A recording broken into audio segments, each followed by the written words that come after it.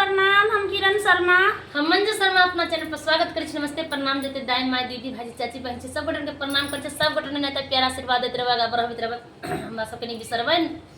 और हम दोनों देवरानी जेठानी बहुत प्यारा से भोला बाबा के नचारी गीत गाब जा रहल सब जरूर सुनम, लाइक शेयर कमेंट जरूर करब। हमरा सबके नहीं भूलब, अहाँ सब तो भूल जाइ छी, तो पता नहीं केला भूल जाइ छी से तब अहीं सब जानब, लेकिन नहीं भूलब। आशा करै छी कि अहाँ सब नहीं भूलब।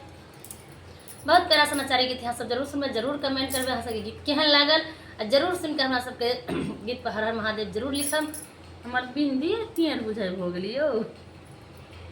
इनका बिंदी तोरा बिंदी पर ध्यान नहीं रह सब लोग के रहे, तोरा गीत पर हमरा ध्यान बिंदिया पर पूरा इंडिया बेहाल है।